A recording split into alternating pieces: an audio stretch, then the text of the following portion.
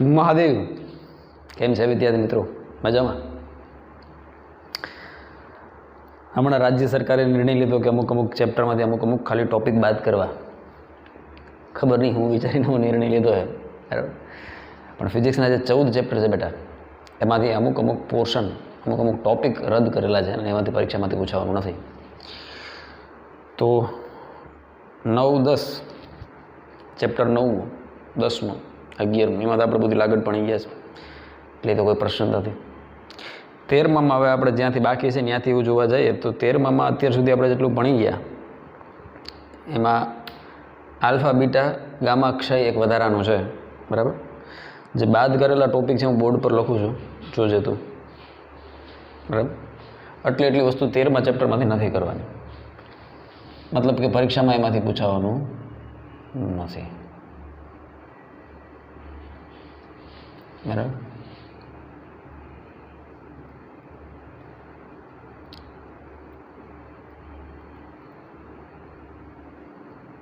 રદ કરેલા મુદ્દા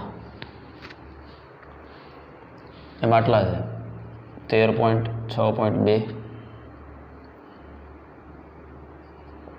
6.3, 6.4, 13.7.3, 7.4. આ બે આપણે થિયરીમાં બાકી હતા. ક્યાં? ન્યુક્લિયસ સંલયનવાળી જે પ્રક્રિયા હતી, તારાઓમાં ઉર્જાની ઉત્પત્તિ અને નિયંત્રણ તાપ ન્યુક્લિયસ સંલયન, એ બે પ્રક્રિયા જે આપણે બાકી હતી એ હવે રદ કરેલા મુદ્દામાં છે, એટલે હવે એની ચર્ચા આપણે નહીં કરીએ અત્યારે, બરાબર. જે ઉદાહરણ નથી ગણવાના એ છે, ઉદાહરણમાં 2 ઉદાહરણ બાદ કર્યા છે. 13.6 જે આપણે ઓલરેડી ગણી ચૂક્યા છીએ, પણ 13.7 હવે નહીં જોઈએ કારણ કે એ બાદ કરેલા મુદ્દા છે. સ્વાધ્યાયના કેટલા દાખલા નથી કરવાના એને હું નંબર લખું છું, બરાબર. સ્વાધ્યાયમાં નથી કરવાના એ દાખલા છે 13.6, 13.12, 13.14,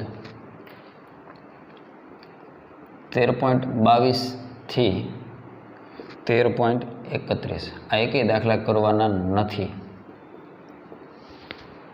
આલ્ફા બીટા ગામા ક્ષય કોમ્પિટિટિવ એક્ઝામમાં બાદ થાય એવું જરૂરી નથી, એટલે ભણી ગયો પાછા અમુક તો શીખી ગયા છે તો એમાં ચોકડી મારી દે. હવે આલ્ફા બીટા ક્ષય આવડી ગયું છે, આલ્ફા બીટા ગામા, તો એ કંઈ મગજમાંથી ડિલીટ ન કરી દેવાય. એટલે ભલે શીખી ગયા તો શીખી ગયા, હું આપણે નહોતી ખબર શીખી ગયા. પણ હવે આમાં સમય નહીં બગાડીએ, આ 2 ટોપિક જે છેલ્લા છે. એટલે ટૂંકમાં કહેવાનો મતલબ એ કે તારું 13મું ચેપ્ટર પૂરું, બરાબર. અમુક સારા દાખલા છે એની ચર્ચા આ વિડીયોમાં કરીશ, આવતા વિડીયોમાં કરી અને અહીં આપણે એને સ્વાહા કરી દઉં 13મું ચેપ્ટર. પછી આપણે 12મું ચેપ્ટર ચાલુ કરશું. મને એમ કે એકાદા ચેપ્ટર નીકળશે, પણ હવે આ લોકો એવું કંઈ કાઢ્યું તો નહીં, બરાબર. કાંઈ વાંધો નહીં, આપણે ભેગું કરી લઉં, બીજું ઓપ્શન જ નથી આપણી પાસે કાંઈ. અને એક્ઝામ પણ તમારી બોર્ડની એક્ઝામ પણ પાછળ ગઈ છે, હે ને, મે મહિનામાં કદાચ હશે, એ હજી કન્ફર્મ નથી થયું. અત્યારે કહે છે કે 21 મે પરીક્ષા હશે, બરાબર. રાજ્ય સરકાર છે, ગમે તે પરિસ્થિતિ બદલી શકે, કેન્દ્ર એની પરિસ્થિતિ બદલી નાખે તો રાજ્ય સરકારને તો શું કરો. પણ ફિલહાલ આપણે આયોજન મારે આપણે હવે પૂરતો સમય છે કરવા માટે, બરાબર. એટલે હાવ ઢીલા લાંગર નથી નાખી દેવાના. હાવ હાથ પર હાથ રાખીને બેસી જવાનું કહો હવે તો ખુલશે પછી કરશું, ના સમય ઓછો જ છે, બરાબર. તો જે રફતારથી આપણે દોડીએ છીએ બરાબર છે, એ પ્રમાણે આપણે આગળ આવેલા જાવ, બરાબર. કંઈ ચિંતાનો વિષય નથી, એટલે ચાલો કહી તો દીધો, એટલું નથી, એટલું નહીં કરીએ, બરાબર. અટાણે પેન્સિલથી આટલા દાખલામાંથી ચોકડી મારતી આટલા દાખલાની આપણે ચર્ચા નહીં કરીએ, બરાબર. 13મા ચેપ્ટરની થિયરીમાં ખાલી આ 2 મુદ્દા બાકી હતા, પણ હવે એ રદ કરેલા મુદ્દામાં આવ્યા, એટલે એની ચર્ચા નહીં કરીએ. રેડી? સારું બેટા, આજથી હવે એ સિવાયના દાખલા 13.5 સુધી તમે બધા કરાવી દીધા, 13.5 સુધી, બરાબર. અમુક મેં તમને કીધું હોમવર્કમાં, એ હોમવર્કમાં જ છે, એ કરવાના છે, બરાબર. અને થઈ જાય એવા જ દાખલા મેં કીધા એ હોમવર્કમાં, એટલે ખબર પડે કોણ વિદ્યાર્થી કેવી મહેનત કરે. 13.6 અને 13.7થી આપણે આ ચર્ચા કરશું. રેડી? 7, 8, 9, 10, 11 યાદ રાખજે. 7, 8, 9, 10, 11. રેડી? હાલો મહાદેવનું નામ લઈને ચાલુ કરીએ. આટલા મુદ્દા કાઢી નાખ્યા હતા, બહુ ભાવે. બીજું તો શું કહ્યું? હાલ છાપી લીધું? હા કે ના? કાઢી નાખું છું. આ તારી ચોપડીમાં આવી પાસે બધા વાંચજે આ ક્યાં હે એટલે ખબર પડે. સમજાણો? પોહી નાખો. હા કે ના?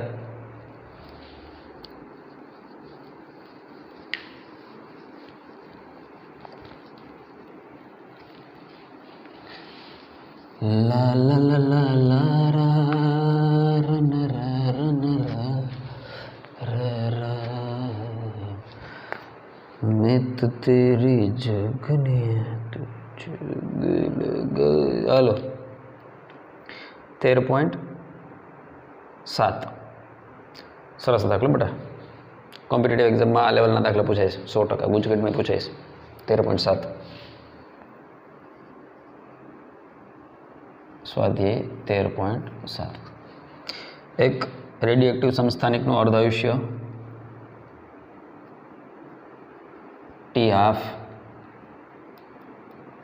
આપણને T યર્સ આપેલું છે. તો પેલું પૂછે તેની એક્ટિવિટી મૂળ એક્ટિવિટીનો દાખલો છે. આરનો દાખલો છે 3.125%. અને બીજું મૂળ એક્ટિવિટીના 1% થવા માટે લાગતો સમય છે. તો સ્મોલ ટી તાત્ક્ષણિક સમય સ્મોલ ટી શોધવાનું કીધું છે આપણને. રેડી? જોઈ લે. તો ગણતરી ચાલુ કરતો હું આમાં ઇંક પૂરી લઉં. બરાબર? હવે જો સૂત્ર કેવું વાપરવાનું છે? આ સૂત્ર પેજમાં યાદ રાખજે. એક તો તને આ શીખવાડેલું છે R બરાબર R0 e⁻ λt સૂત્ર છે. અહીંથી યાદ રાખજો. આ સૂત્ર બધાને ખબર હોય R બરાબર એક્ટિવિટીનું મૂળ સૂત્ર.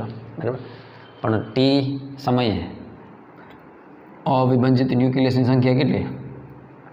તો કે આની જગ્યાએ આપણે આવું મૂકતા હતા N0 e⁻ λt. યાદ છે તને? પછી આપણે શું કહેતા હતા? તો કે આ જે છે ને એ અચળ છે. T બરાબર 0 મૂકો e⁻⁴ થઈ ગયું. તો T બરાબર 0 સમય જે એક્ટિવિટી એને આપણે શું કહેતા હતા? R0. એટલે સૂત્ર શું થઈ ગયું બેટા? તો કે R બરાબર R0 e⁻ λ t. ઉતરેશ ભેજામાં આ સૂત્ર આ રીતે સાબિત કર્યું હતું. યાદ રાખજે કાયમ માટે. જ્યાં R0 = λN0 λN0. બરાબર? સારું. આવું બીજું સેમ સમીકરણ કયું છે? તો કે N બરાબર N0 e⁻ λt. લખાય? હા કે ના? લખાય. આ બેનો ગુણોત્તર લઈ લે. આ ભાંગા આ કરી તો શું થાય? તો કે R/N e⁻ λt તો બે માટે કોમન છે બેટા. R0/N0 થઈ ગયું. વાહ ભાઈ વાહ. આને થોડુંક પ્રોપરલી ગોઠવ્યું તો શું થાય? N0 ને સામે ચડાવી દે અથવા આ N ને સામે જવા દે. એ R0 ને હેઠે લઈ લે. એનો મતલબ R/R0 = N/N0. આવે ફિલિંગ? વાહ ભાઈ વાહ. વાહ ભાઈ વાહ. કામનું સૂત્ર. બીજું એ સૂત્ર તને ખબર છે કે N બરાબર N/N0 = 1/2n. યાદ છે? આ સૂત્ર સાબિત કરેલું છે. દાખલા માટે જરૂરી છે 1/2n. યાદ છે ને? આવું સાબિત કરેલું છે આપણે. તો આના પરથી આ સૂત્ર કઈ રીતે આપણે કીધું હતું કે ભાઈ એક અર્ધાયુષ્ય જેટલો સમય જાય તો N છે એ કેટલા થઈ જાય? તો કે N0/2 થઈ જાય. બે અર્ધાયુષ્ય જેટલો સમય જાય તો N છે એ કેટલા થઈ જાય? N0/4 થઈ જાય. યાદ છે? આ રીતે લખતા હતા. પછી આને આપણે શું કહેતા હતા? તો કે N0/2/1 N0/2/2. તો જ્યારે અર્ધાયુષ્ય બેટા જ્યારે તાત્ક્ષણિક સમય N અર્ધાયુષ્ય જેટલો થઈ જાય N/2 તો બાકી વધેલા જે છે અવિભાજિત ન્યુક્લિયસની સંખ્યા N બરાબર N0 શું થાય?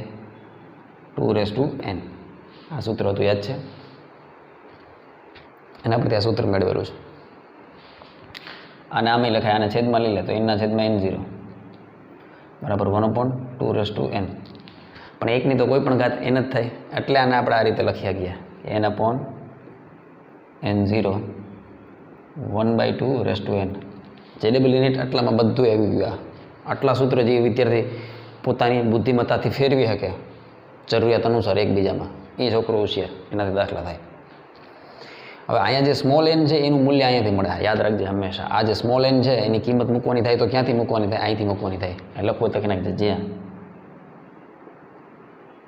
t = n × t½ આના પરથી n ને કરતાં બનાવો તો શું થાય બેટા? સ્મોલ t ના છેદમાં t½ હોશિયાર છોકરો એ બધું ચેક કરે. કઈ રીતે? તો કે તાત્ક્ષણિક સમય શું હોય? તો કે સેકન્ડમાં હોય, મિનિટમાં હોય, કલાકમાં હોય, વર્ષમાં હોય. અર્ધાયુષ્ય શેમાં હોય? જેમાં હોય એમાં મિનિટ, સેકન્ડ, મિનિટ, કલાક, દિવસ જેમાં હોય. પણ સમયના છેદમાં સમય એકમ ન આવે કાંઈ, કારણ કે એને આંકડો છે બેટા. રેડી? તો આ સૂત્ર લખી શકાય n/n0 = 1/2 સાબિત કરી દીધો. આની પહેલાં એકવાર કીધું તું, ફરીથી સાબિત કરી દીધું હજી.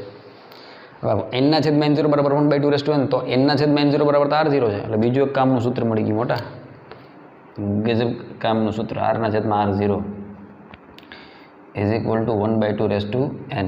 અને હજી એક કામનું સૂત્ર દળ માટે પૂછે તો m/m0 1/2 n. હવે ધ્યાનથી જો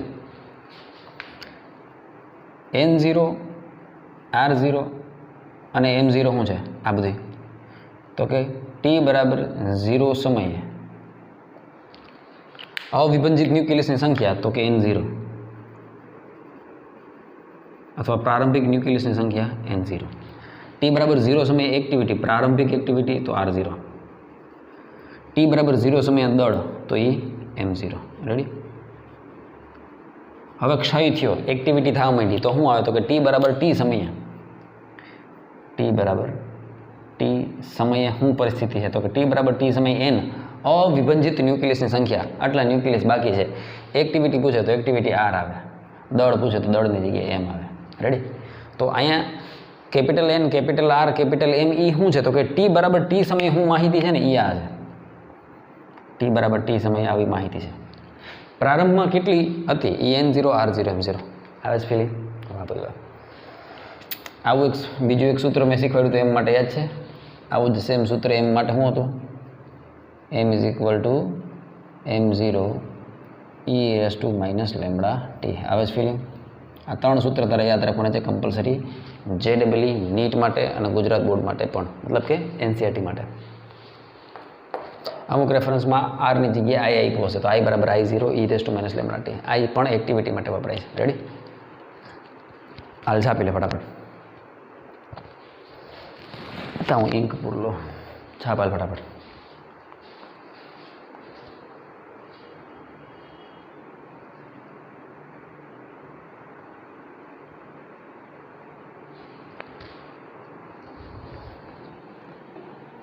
હવે અહીંયા ધ્યાનથી જુઓ કે તમને એક્ટિવિટીનું પૂછે છે ને. અહીંયા આપણે શું પૂછે છે? ભાઈ એક્ટિવિટી શું થાય, ક્યારે એક્ટિવિટી શું થાય એવું પૂછે છે. તો કયું સૂત્રમાંથી ફિટ બેસે મને કે? આ સૂત્રનો ઉપયોગ કરાય? કરે કે ના કરાય? જો અર્ધાયુષ્ય આપ્યું છે આપણી પાસે.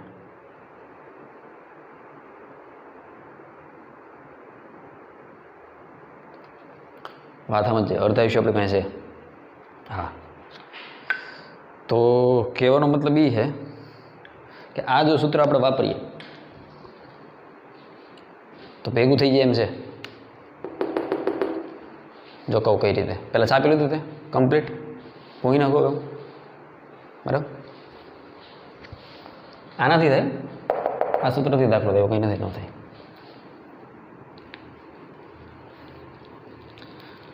પણ આપણે તો સરળ રીત જોઈએ છે, તો અહીંયા આ સૂત્રનો ઉપયોગ મારે કરવો છે. તો r/r0 = 1/2 n. r શું છે? એ આ છે. કયા સમયે એક્ટિવિટી આટલી હશે? મેં શું કીધું? t સમયે જે છે એ r છે. તો 3.125% કોના? આના. હું તો પેજે હું કહેવા માગું તો અહીંયા આપણે શું લખશું કે આરની જગ્યાએ આવું લખી શકાય. આર વાસ્તવમાં શું છે તો કે 3.125% ઓફ R0. મૂળ એક્ટિવિટીના આટલા ટકા. તો 3.125% હોય ત્યાં 1/100 એને ગુણાકારમાં R0 આવું લખાય. આગળ તો આપણે તો આરના છેદમાં R0 મૂકવાનું છે. તો R0 ને છેદમાં જાવ તો વધ્યું તો કે 3.125 એના છેદમાં 100. ખ્યાલ આવ્યો? અહીંયા ત્યાં ખ્યાલ આવ્યું? હા કે ના? બરાબર. એના બરાબર શું થાય બેટા તો કે 1/2n. આની ગણતરી આપણે કરવાની છે. આના પરથી આપણે શું મેળવવાનું છે? n કેટલું થાય એ જો મળી જાય તો આર્યુ સૂત્ર સ્મોલ ટી આપણે ગોતવાનું છે. કેપિટલ ટીની ખબર છે, n મળી જાય એટલે દાખલો થઈ ગયો. તો અહીંથી બુદ્ધિ મારો આપણે n કઈ રીતે મળશે? n કઈ રીતે મળશે? લા લા લા લા લા લા 1/32 કેટલું થાય? 1/32 કેટલું થાય? 1/32 0.03125. સાંભળજો. તો આને આ રીતે લખાય 0.03125. બરાબર.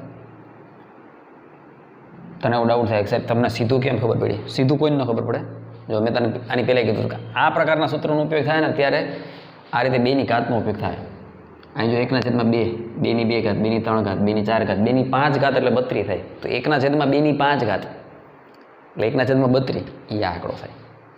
ઉતરે વેજેમાં આ બધા આંકડા જોવા પડે મોટા. તો આને આની જગ્યાએ આ રીતે લખાય 1/32. દાખલાના સ્ટેપ જોજે ખાલી તું.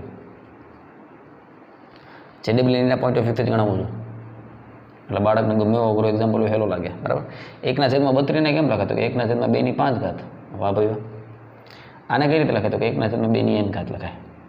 હા મેં ગુણ દે એનો મતલબ 2ની n ઘાત એના બરાબર 2ની 5 ઘાત. તો ભારતીય સંવિધાન અનુસાર ગમે એ બોગેસને ભાન પડે કે એનું મૂલ્ય કેટલું હોય છે? 5. વાહ દોસ્ત.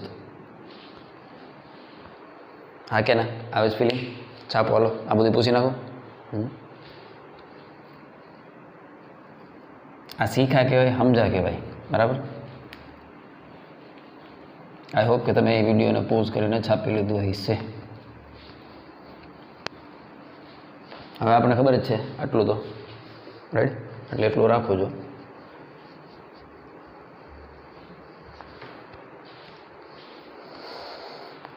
એને મળી ગયું તો આપણને ખબર છે કે ટી બરાબર n/2.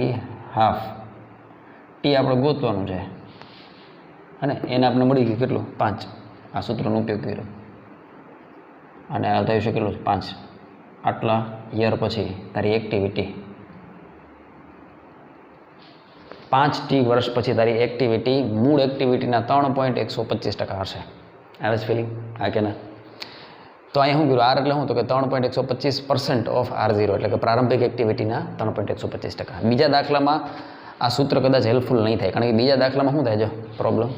અને આપણે પાર્ટ એ કહી દઈએ. પાર્ટ એનું સોલ્યુશન હતું. હવે પાર્ટ બીનું સોલ્યુશન જો. પાર્ટ બીમાં આપણે જે આર કહે છીએ આર શું છે તો કે R is equal to 1% of R0 કીધું. બરાબર. તો 1% એટલે 1ની જગ્યાએ 1% દેખાય ને 1/100. અહીંયા થઈ ગયું R0.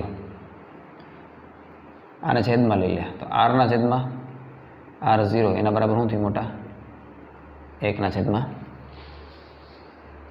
થઈ ગયું. બરાબર. આ કે ના? તો મૂંઝાવવાની કાંઈ જરૂર નથી.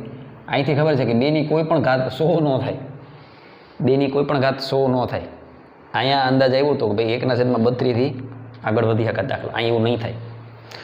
તો કારણ કે 2ની 5 ઘાત એટલે 32, 2ની 6 એટલે 64, 2ની 7 એટલે 128. 100 કરતાં તો ટપી ગયા એટલે એ તો લોજિક કામ નહીં લાગે. તો આ સૂત્ર કામમાં લાગશે મોટા. મૂંઝાઈ શું ગયો? અહીંયા સ્મોલ ટી તો છે જ. એટલે કહું છું કે શાંતિથી વિડીયો જોવો અને કન્સેપ્ટ ક્લિયર કરો. તો આ સૂત્રને આપણે લખીએ આપણને ખબર છે, પરંતુ આર બરાબર શું છે બેટા? R0 e⁻ λt. આને છેદમાં લઈ લે એટલે શું લખાય?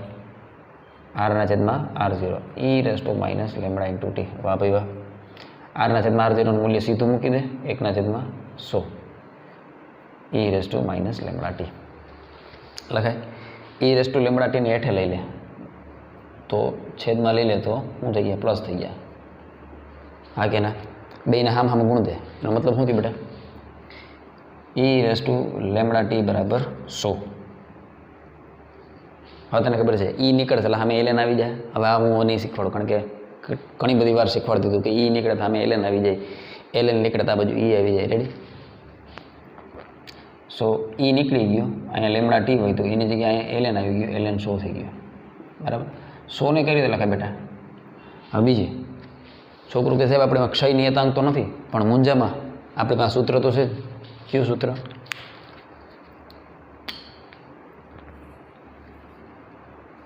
T½ નું સૂત્ર યાદ છે? 0.693/λ. આમાંથી લેમડાને કરતાં બનાવો તો શું થયું મોટા? 0.693/T½ આવે છે ફિલિંગ? વાહ ભાઈ વાહ. હાલો લેમડાની કિંમત મૂકી દો.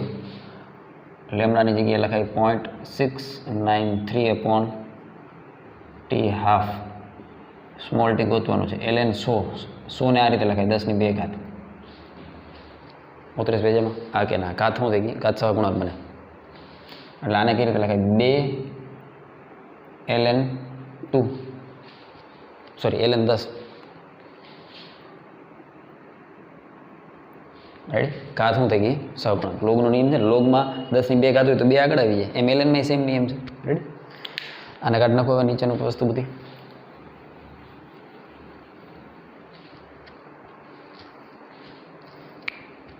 અને આ બધું કેના બરાબર? તો કે 0.693 × t અને T½ સામે જવા દે. આ છેદમાં સામે ગુણાકારમાં આવી ગયા, એના ગુણાકારમાં T½ રેડી? હાલો ગણતરી કરો હવે. આ 0.693 × સ્મોલ ટી 2 ln ને લોગમાં ફેરવો હોય તો આપણે ખબર છે શું થાય? 2.303 એના ગુણાકારમાં log 10 એનું 10 log 10 એટલે તો 1 થઈ ગયો. અને T½ કેટલું છે? તો કે T½ નું મૂલ્ય કેટલું છે બેટા? t. વાહ ભાઈ વાહ. તો આ તો 1 થઈ ગયો. તો સ્મોલ ટીના કરતાં બનાવો તો શું થઈ ગયું? 2 ગુણાકારમાં 2.303 log 10 નું મૂલ્ય 1 એને ગુણાકારમાં કેપિટલ T એના છેદમાં 0.693 લખાય? લખાય ને? આની ગણતરી કરવી જોઈએ. 2 ગુણ્યા 2.303 ભાગ્યા 0.693 6.65 જવાબ આવશે 6.65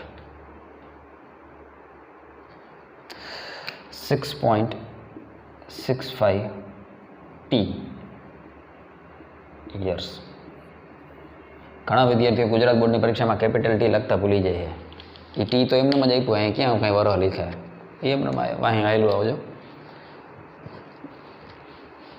5t વર્ષ પછી એક્ટિવિટી મૂળ એક્ટિવિટીના 3.125% થઈ જાય. અને 6.65t વર્ષ પછી મૂળ એક્ટિવિટીના 1% થઈ જાય. એકદમ હેલી રીતે દાખલો ગણ્યો છે, બરાબર? છાપી લે મસ્ત. ફેરબુકમાં યાદ લખવાનું છે, સમજી ગયો? હોમવર્કમાં યાદ, ફેરબુકમાં યાદ, છાપો.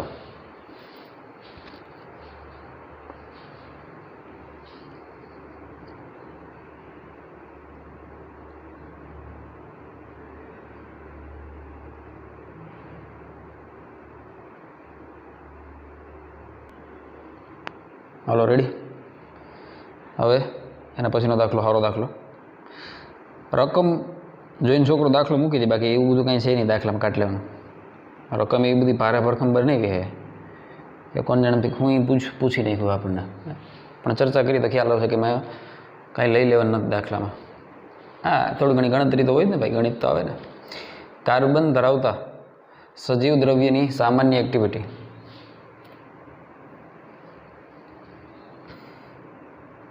સામાન્ય એક્ટિવિટી કાર્બનના દર ગ્રામ દીઠ अंडरलाइन कर दीजिए। दर ग्राम पूछे છે અહીંયા, દર ગ્રામ દીઠ 15 વિભંજન જણાય છે, બરાબર। કાઢી જ નાખીએ બધું, સૂત્ર પાછું લખી નાખશું। આ એક્ટિવિટી સ્થાયી કાર્બન સંસ્થાની 6C12ની સાથે થોડા પ્રમાણમાં હાજર રહેલા રેડિયો એક્ટિવને 6C14 એક નોંધ લખી નાખ તો 6C12 કરતાં 6C14 વધારે અસ્થાયી છે, એક્સાઇટેડ સ્ટેટમાં જેની રેડિયો એક્ટિવ છે। 6C14 યાદ રાખજે, પૂછી શકાય MCQમાં। રેડિયો એક્ટિવિટી માટે કદાચ કાર્બનનો ઉપયોગ કરીએ તો કાર્બન 6C12 નહીં, 6C14 હે ને? હા, કારણ કે વધારે અસ્થાયી છે તો એમાંથી રેડિયો એક્ટિવિટી થાય, સમજી ગયું? 6C12 થોડુંક સ્થાયી છે, કેની કમ્પેરમાં? 6C14ની કમ્પેરિઝનમાં।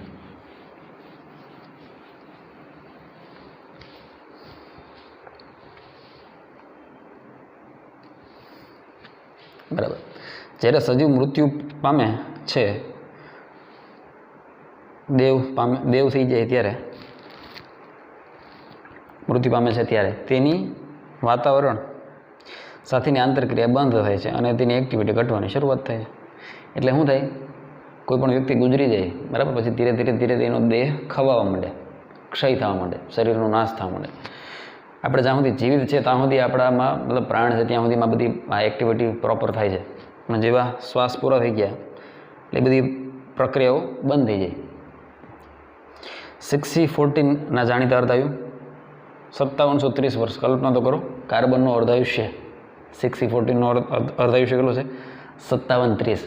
અને એટલા માટે હાલની તારીખમાં અમુક લોકો મતલબ છાપામાં કદાચ વાંચ્યું છે કે ભાઈ ડાયનોસરના અવશેષો મળી એવા, એ કેના પરથી? એ આ મેથડ પરથી ગોતે, કારણ કે દરેક સજીવમાં કાર્બન તો બતાવ છપરાણું હોવાનું જ છે, રેડી? તો એ સમયાંતરે જમીનમાં દબાઈ ગયા હોય તો પછી જ્યારે એ નીકળે તો મેં કીધું હતું ને પુરાતત્વ ખાતું, આર્કિયોલોજી, એ આ બધે ખેલ કરે અને કહે કે આટલું જૂનું છે ને એટલું જૂનું છે, પણ આશરે। અને એક્ટિવિટીના માપેલા મૂલ્ય પરથી તે નમૂનાની ઉંમરનો અંદાજ લગાવી શકાય છે, એની ઉંમર કેટલી છે એ જોઈ શકાય છે। પુરાતત્વ વિદ્યામાં વપરાતા 6C14 ડેટિંગનો આ સિદ્ધાંત છે, અંડરલાઇન કરજે, MCQ પૂછી શકાય કે જૂના અવશેષો શોધવા માટે કઈ પદ્ધતિનો ઉપયોગ થાય? તો 6C14 ડેટિંગ, હા પૂછી શકાય MCQમાં। ધારો કે મોહેન્જો-દારો અને શું લખ્યું છે કે તને એ ટૂંકમાં જૂની સંસ્કૃતિ બધી સિંધુ ખીણવાળી, મોહેન્જો દરોનો એક નમૂનો કાર્બનના 10 ગ્રામ દીઠ મિનિટ 9 વિભંજનની એક્ટિવિટી દર્શાવે છે। આ મોહેન્જો દરોમાં માણસ મરી ગયેલો હોય કે જીવતો હોય? મરી ગયો હોય ને, ગુજરી ગયો, જમીનની અંદર દફન હોય, એની એક્ટિવિટી અને જીવે એની એક્ટિવિટી આપી છે। જે ગુજરી ગયો એની એક્ટિવિટી 9 વિભંજન એક્ટિવિટી છે, જે જીવે છે એની 15 છે। આ રકમ અંડરલાઇન કરજો। કાર્બન ધરાવતા સજીવ દ્રવ્યની, સજીવ એટલે જે જીવે એ, અને જે ગુજરી ગયા એની 9 ગ્રામ પ્રતિ મિનિટ છે। જો દર ગ્રામ દીઠ મિનિટે એક્ટિવિટી કેટલી છે? 9। આ સમજવા જેવું છે। તો સિંધુ ખીણની સંસ્કૃતિની લગભગ ઉંમરનો અંદાજ કાઢો, બસ રેડી। ટૂંકમાં કહેવાનો મતલબ શું છે ભાઈ બંધ? ખબર કેટલામાં હોય?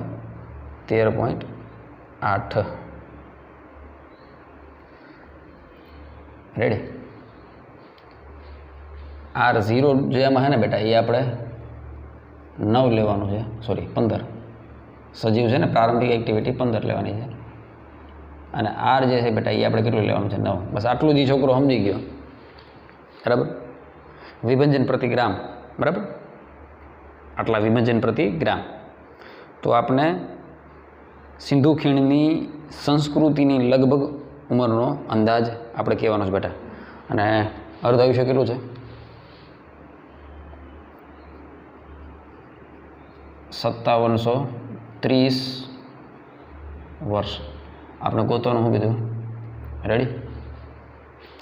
હાલો ટ્રાય કરીએ, લગભગ તો જડી જાય। સૂત્ર એક જ છે મોટા, R બરાબર R0 e⁻ - λ t। R કેટલું છે? 9, R0 કેટલું? 15। આ સજીવની છે, અને આ મોહેન્જો દરોમાંથી જે અટાણે હાલની તારીખમાં જોવા મળે એ કેટલી છે? 9, બરાબર? જેનો ક્ષય થાય છે એ આ દરે થાય છે, e⁻ λ t।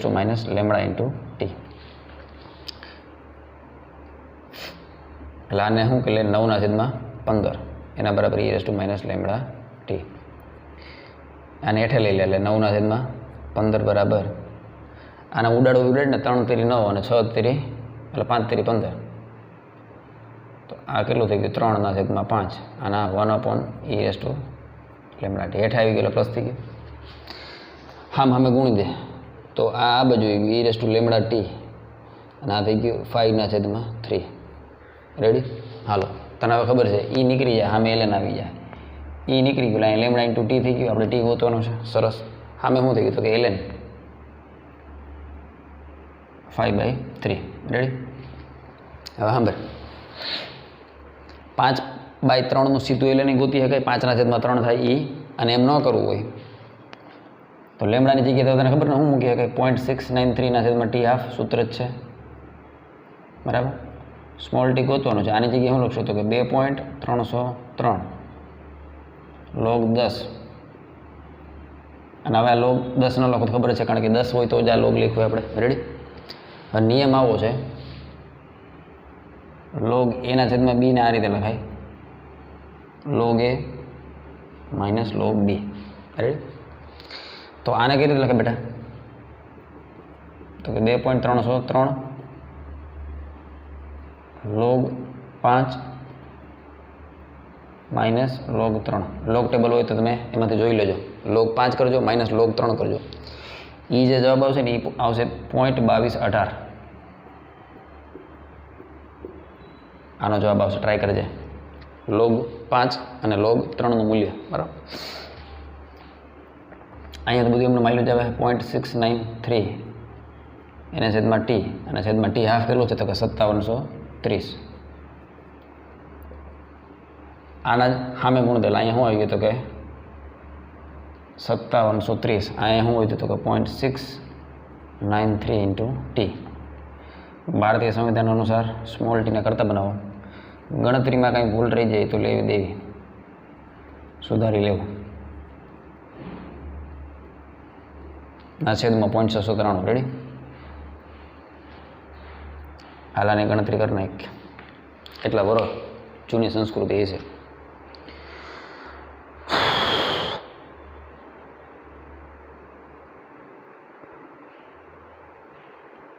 બે 303 ગુણાકારમાં 0.2218 ગુણાકારમાં 5730 ભાંગ્યા 0.693. ઓહો 4223 વર્ષ 4223.54 યર્સ અપ્રોક્સિમેટલી 4224 હે ને અડધું વર્ષ વધારે. સિંધુ ખીણની જે સંસ્કૃતિ છે એના જે અવશેષ મળી આવ્યા એના પરથી એની અંદાજિત ઉંમર આજના દિવસે 42.23 હાલા 42.23 હું અપ્રોક્સિમેટલી 4000 વર્ષને આડે ગળે છે અથવા 4200 વર્ષના આડે ગળે છે એની ઉંમર. છાપો હાલો. બસ આટલું જ હતું. ખાલી આ જ વસ્તુ હતી કે ભાઈ સજીવ જીવે છે અટાણે 15 છે પ્રારંભિક એક્ટિવિટી. ગુજરી જાય પછી એક્ટિવિટી 9 થઈ ગઈ. એ તો સ્વાભાવિક છે ને, ઘટવાની જોઈએ ને સમય વધે. આ બધા મેથેમેટિકલ સ્ટેપ્સ જોવા પડે. નકર અહીં સીધું થાય 5/3 કરો કેટલું થાય 5/3 1.66666. તો એનું લોગ ગોતું પણ લોગ 1.666 એ કરજે તો એ 0.2218 જ આવે. આગળ તો 2.303 આવે છે ને. છાપો હાલો. એના પછીનો દાખલો ટ્રાય કરો.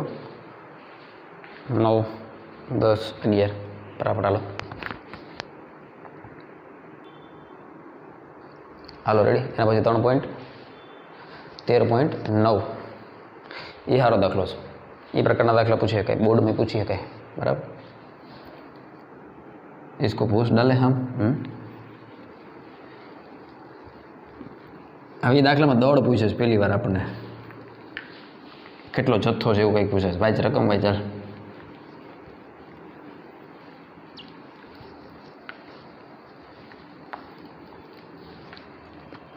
.9 મસ્ત દાખલો છે. આમાં તમારા કેમિસ્ટ્રીના ઓલા ફંડામેન્ટલી કામમાં આવશે. મેં કીધું ને આટલા ગ્રામમાં આટલા હોય એવો ડ્રંક ને અંતની બધી માયા, બસ એનો ઉપયોગ છે આમાં. એટલે બાળકને થોડુંક વધારે ઓલું લાગ્યું. 8 મિલી ક્યુરી, સ્મોલ એમ એટલે મિલી ક્યુરી, રેડિયો એક્ટિવ સ્ત્રોત મેળવવા માટે, આ પ્રારંભિક નથી હો, આટલી એક્ટિવિટી મેળવવા માટે એમ કીધું. પ્રારંભિક હોય તો એ ગુડે કે પ્રારંભમાં આટલી એક્ટિવિટી હોય તો R0 થાય. આ તો એને કીધું 8 મિલી ક્યુરી એક રેડિયો એક્ટિવ સ્ત્રોત મેળવવા માટે 27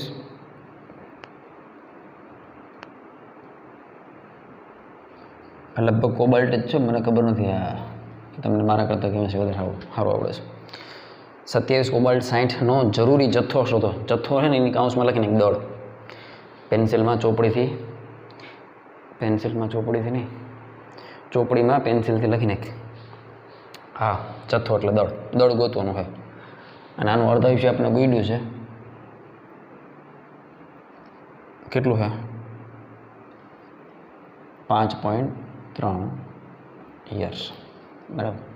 હવે આપણે ગોતવાનું શું છે મોટા? દળ, જથ્થો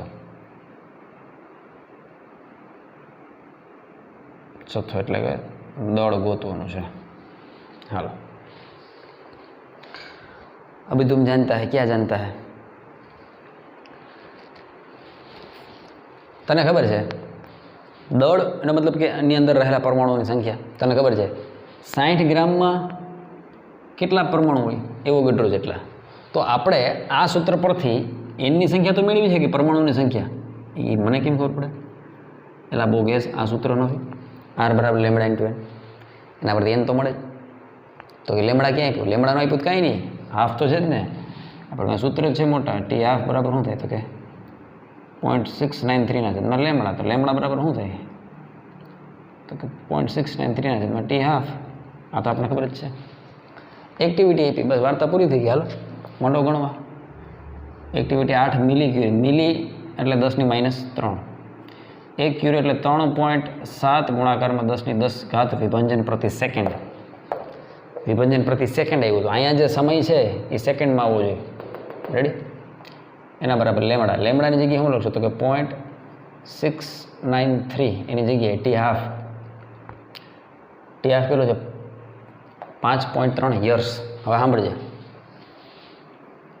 1 યર બરાબર 3.16 ગુણાકારમાં 10⁻7 સેકન્ડ. આ યાદ રાખજે, ગણતરી કરેલી છે. બરાબર?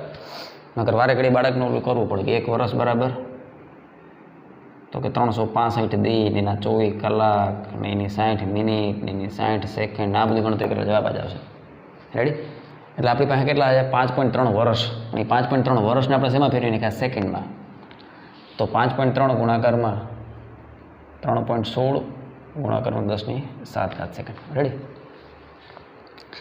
અને એને ગુણાકારમાં n તો છે જ.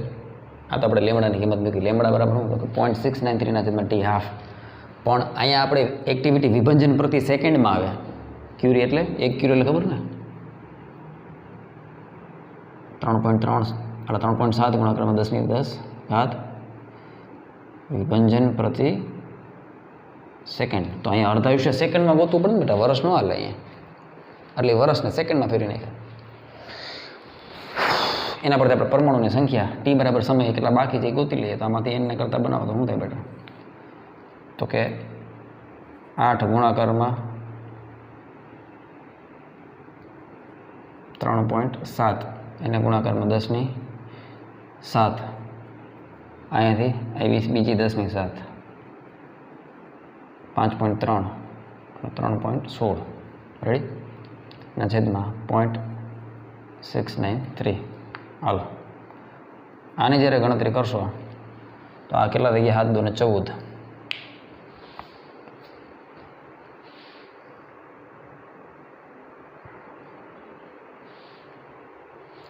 તો 8 × 3.7 × 5.3 × 3.16 ભાગ્યા 0.693 એટલે એ થઈ ગયા 715.35 ગુણાકારમાં 10⁻14. બરાબર? આટલા પરમાણુ છે. એટમ. ખરેખર આ ન્યુક્લિયસની સંખ્યા દર્શાવે, પણ જેટલા ન્યુક્લિયસ હોય એટલા જ હોય ને એટમ. એક એટમમાં એક ન્યુક્લિયસ, તો આ ન્યુક્લિયસની સંખ્યા છે વાસ્તવમાં, પણ એટલા જ આપણે શું ગણી શકીએ? એટમ. હજી આને આપણે 100 થી ભાગીએ તો 100 થી ગુણવા પડે, એટલે n બરાબર થઈ ગયું 7.15 ગુણાકારમાં 10^16 આ મળ્યા આપણને. આટલા ન્યુક્લિયસ છે, એનો મતલબ પરમાણુ કેટલા છે? આટલા જ પરમાણુ હોય ને, એક પરમાણુમાં એક ન્યુક્લિયસ હોય, તો આટલા ન્યુક્લિયસ છે તો એટલા જ પરમાણુ છે. રેડી? હવે આપણને એ ખબર છે, આપણે દળ જોઈએ ને તો આપણે લખીએ કે સીધું જ યાર, હવે એમાં કાંઈ કાઢ લેવાનું જ નથી, ત્રિરાશિ મૂકવાની છે. તમને ખબર છે 60 ગ્રામ એટલા, અથવા એવું કરી શકાય ને કે એરોગેડ્રો જેટલા પરમાણુ હોય, 6.023 ગુણાકારમાં 10^23 જેટલા પરમાણુ હોય ત્યારે દળ કેટલો? તો કે 60 ગ્રામ. તો આપણી પાસે કેટલા પરમાણુ છે? તો કે જેટલા ન્યુક્લિયસ હોય એટલા જ પરમાણુ હોય, તો કે 7.15 ગુણાકારમાં 10^16 કેટલું દળ? દળ એટલે સ્મોલ એમ કહી દી, બરાબર? કેટલું દળ? વાર્તા પૂરી થઈ ગઈ. સિમ્પલ વસ્તુ છે યાર.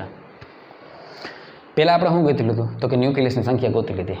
ક્યારે? જ્યારે એક્ટિવિટી 8 મિલીક્યુરી હોય ત્યારે. આ સૂત્ર પરથી આટલા ન્યુક્લિયસ છે તો પરમાણુ એટલા જ હોય ને. એક પરમાણુની અંદર એક ન્યુક્લિયસ હોય તો આટલા ન્યુક્લિયસનો મતલબ પરમાણુ એટલા જ હશે. હવે આપણે બીજું એ નોલેજ છે કે 6.023 ગુણાકારમાં 10^23 પરમાણુ હોય એનું વજન 60 ગ્રામ થાય કોબાલ્ટ માટે. તો આપણી પાસે કેટલા પરમાણુ? તો આપણી પાસે એટલા 23 60 ગ્રામ, તો એટલા કેટલું? વાર્તા પૂરી થઈ ગઈ. એમને કરતા બનાવો બેટા, શું થાય? તો કે 60 ગુણાકારમાં 7.15 10^16 એના છેદમાં 6.023 એના ગુણાકારમાં 10^23. આની જો ગણતરી કરીએ તો છે ને મોટા, પહેલાં ઓલું ચેક કરો, 3.16 જ છે ને, 365 × 24 × 3600 365 × 24 હાલી તો બરાબર છે. 3.16 એટલે 1 2 3 1 2 3 4 5 6 7 હાલી તો રેડી છે. હવે 60 × 7.15 ભાંગા 60 × 7.15 ભાંગા 6.023 71.22 ગુણાકારમાં 16માંથી 23 બાદ કરો તો 7, બરાબર?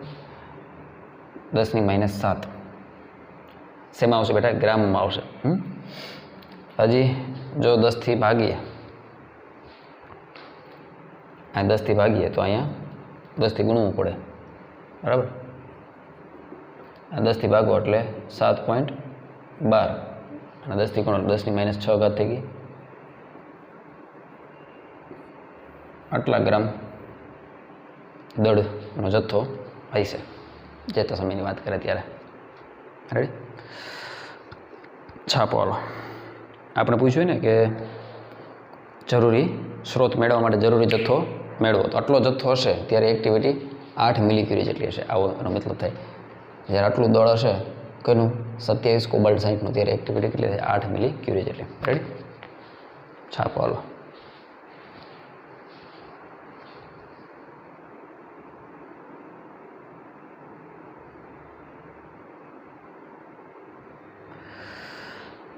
આ વિડીયોમાં અહીં સુધી રાખશું મોટા, બરાબર? બાકીના એક્ઝામ્પલ મેં તને બાકીના તો કહી દીધા ક્યાં ક્યાં નથી, એ સિવાયના ગણજો. આવતા લેક્ચરમાં આના પછીનો જે લેક્ચર આવશે તે દી આ ચેપ્ટર ન્યુક્લિયસ સ્વાહા. રેડી? એના પછી આપણે પરમાણુ ચેપ્ટર ચાલુ કરશું. આના પહેલાંનું ચેપ્ટર એટલે કે 12મું ચેપ્ટર. રાઈટ? મહાદેવ.